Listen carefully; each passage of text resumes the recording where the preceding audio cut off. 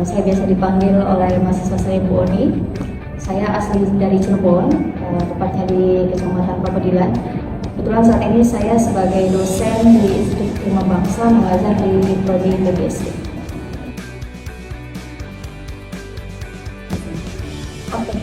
Saya berasal dari SMA Negeri 1 Babakan di Kabupaten Cirebon. Kemudian saya melanjutkan S1 di Universitas Jember, Jawa Timur. Dan lalu saya lanjut di S2 Pendidikan Dasar Universitas Negeri Jakarta.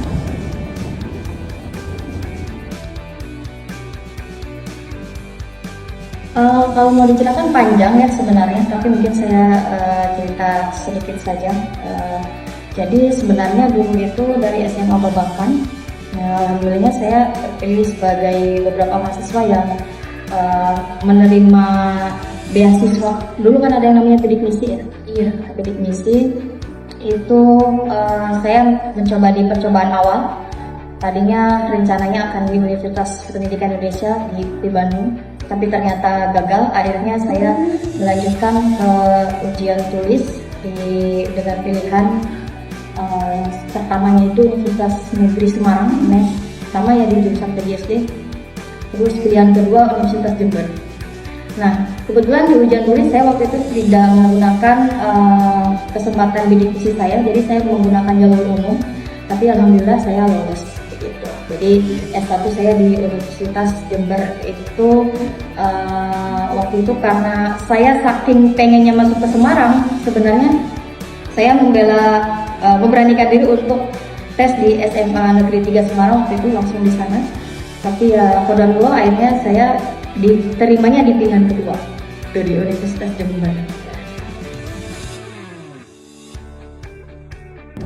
Ya, waktu itu saya selepas dari Jember itu setahun mengabdi di Tangerang. Saya mengajar di salah satu SD negeri di sana dan juga SD swasta. Tapi saya merasa selama perjalanan kurang lebih 1 tahun itu mengajar di SD, menurut saya pribadi ya itu kurang challenging gitu, karena saya orangnya senang kesana kemari gitu ya, senang bekerja yang tidak hanya monoton seperti itu saja.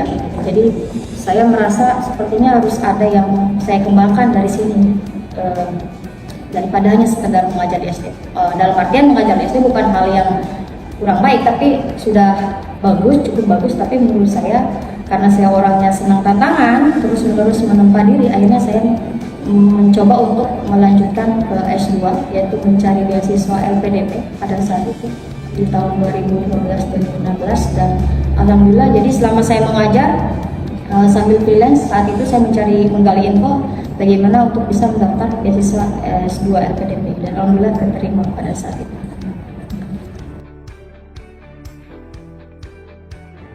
Banyak sebenarnya kalau mau dijabarkan satu persatu, tapi mungkin salah satu hal yang paling memorable ya di dalam diri saya sebenarnya dulu pada saat memilih jurusan S1 itu bukan keinginan saya pribadi, karena memang itu pure murni keinginan dari orang tua, dan itu menjadi bisa dikatakan dasar tekanan batin selama kurang lebih 4 tahun bagaimana caranya untuk bisa menekani apa yang sedang saya kerjakan. Tapi saya mengalami senang selalu berkompetisi dalam artian apa yang saya jalani ya saya mencoba mencari titik di mana saya harus merasa bersyukur. Jadi saya rasa mungkin memang itu jalan saya sampai akhirnya saya sudah ada di titik ini sampai sekarang. Jadi itu sih, karena selama 4 tahun bukan waktu yang mudah untuk bisa mengalahkan ego diri sendiri.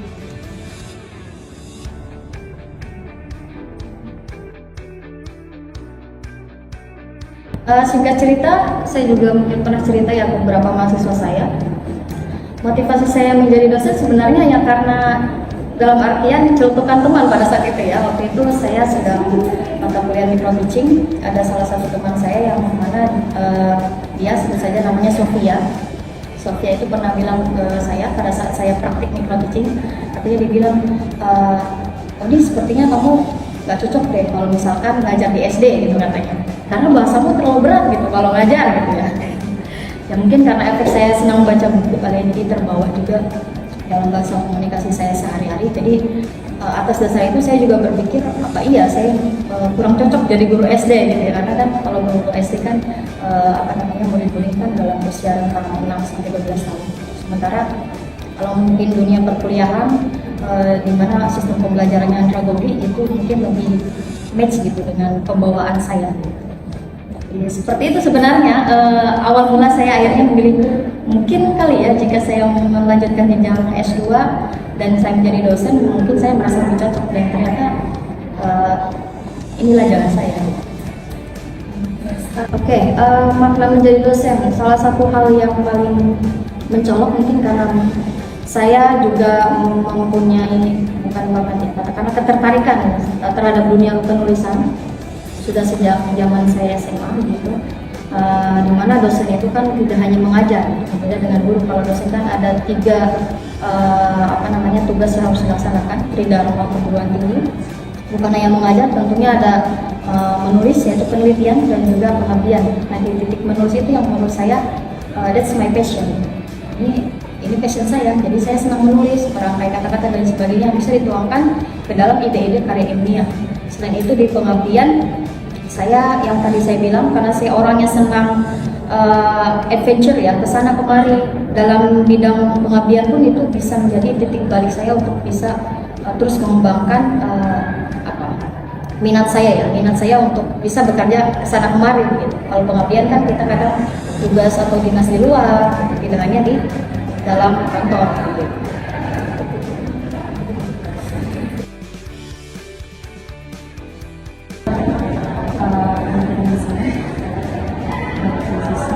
Oke, jadi begini, kata-kata hari ini ya, saya masih ingat kata-kata dosen saya, guru SMA saya waktu itu.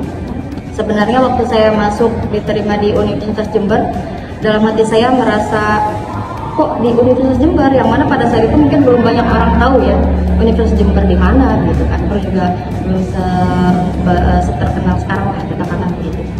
Nah, waktu itu tapi saya teringat kata-kata dari guru SMA saya bahwasanya dimanapun kita berada gitu ya, kita harus bisa menyesuaikan dengan lingkungan. Kalau misalkan kita berada di lingkungan yang menurut kita itu kita bisa menjadi seorang pemimpin, ya jadilah seorang pemimpin gitu. Dan saya merasa di sana bisa dikatakan karena pada saat itu ya mungkin banyak yang menjadikan UNEJ ya sebenarnya Universitas Jember itu sebagai pilihan kedua.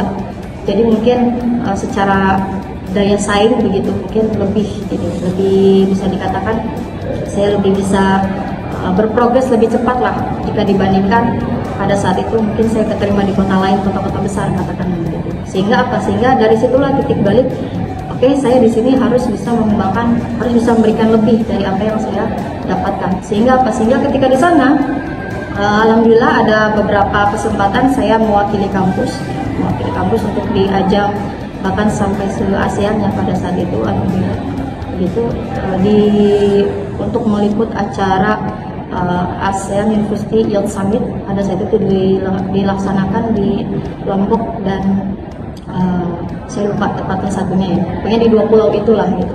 Nah itu saya meliput dan menuliskan beberapa hal dalam acara tersebut sehingga bisa dimuat di radar harian Surya pada saat itu. Dan kemudian dari sana pula menjadi titik balik saya untuk bisa melanjutkan S2, di mana pada saat itu syarat salah satu LPDP di jalur afirmasi itu ada yang namanya LPDP prestasi. Sehingga saya mencoba untuk melanjutkan S2 menggunakan salah satunya adalah prestasi itu. Jadi menurut saya itulah jalan saya sebagaimana seharusnya gitu. Jadi kalau saya berpikir mungkin kalau saya di Bandung saya tidak bisa semelesat itu katakanlah begitu ya. Bukan sombong ya, tapi saya merasa itu tadi ketika kita berada dimanapun kita mencoba cari titik di mana kita bisa merasa bersyukur gitu, di mana kita bisa melampaui dari apa yang kita pikirkan sebelumnya. Dan qadarullah itulah mungkin jalan terbaiknya Allah gitu. Saya tidak diterima di UPI tapi sudah ada sampai di titik ini gitu ya. Oke.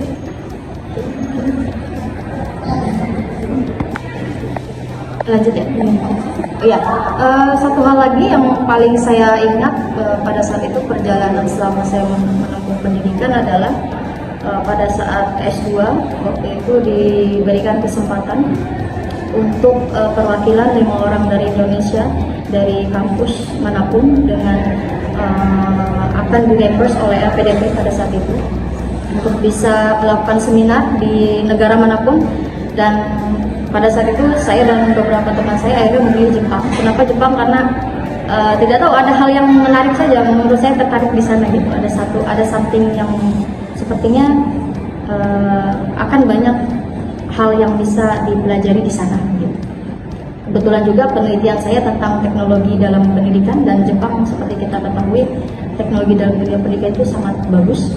Akhirnya saya dan beberapa teman saya waktu itu mencoba mengajukan artikel penelitian, ada call paper begitu dilaksanakan di AIZU, dan alhamdulillah saya termasuk salah satu yang terpilih dari 5 orang yang dari perwakilan Indonesia sehingga berangkat ke sana. Dan pada saat perjalanan ke sana, masya Allah ya, baru sampai Malaysia saja saya sudah sangat terharu gitu.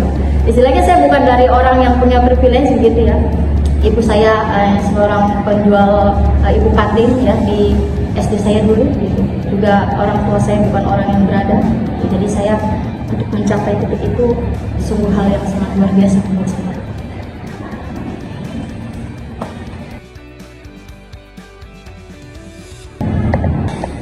Oke, harapan terbesar saya pertama untuk dunia pendidikan kali ya. Untuk dunia pendidikan, saya harap tentunya Indonesia semakin maju lah dalam pendidikan, dan saya yakin lah optimis ke depan kita semakin berbenah gitu dalam dunia pendidikan. Dan untuk mahasiswa tentunya salah satu agent of change ya, terutama mahasiswa-mahasiswa saya di jurusan pendidikan, tetaplah menjadi orang yang nothing tulus ya, yang selalu bisa baik dimanapun gitu. Karena ketika kita tidak menemukan orang baik, maka jadilah kita salah satu orang baik tersebut. Karena kebaikan itu akan menyebar dimanapun kita berada.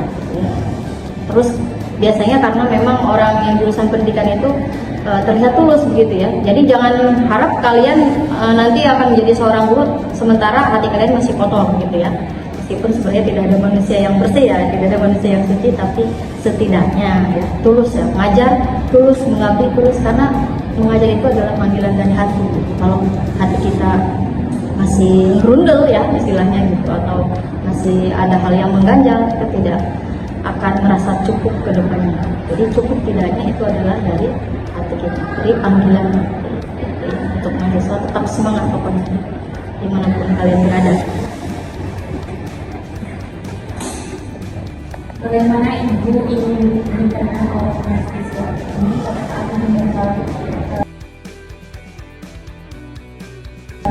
dari pendidikan nanti? Tidak di dunia pendidikan berat sepertinya. Sepertinya dunia pendidikan akan terus saya geluti ya sampai, karena saya merasa kita belajar itu sepanjang-panjangnya. Tapi kalau misalkan ada pertanyaan ingin menjadi dosen apa ya dikenal oleh mahasiswa, tentunya adalah dosen yang fun gitu ya. Mungkin kalian juga tahu ya, ketika saya mengajar di kelas menyenangkan, terus juga dosen yang apa ya, yang selalu memberikan kesan positif pastinya. Karena seperti moto saya juga dulu pada saat menulis esai di beasiswa saya, bahwasanya sebaik-baik manusia adalah manusia yang bermanfaat untuk lingkungan sekitar. Ya, khairun nas aqwamuhum linnas gitu ya, seperti hadis Rasulullah, bahwasanya berarti intinya saya ingin menjadi orang yang dikenal bisa bermanfaat untuk siapapun dimanapun dan dalam kondisi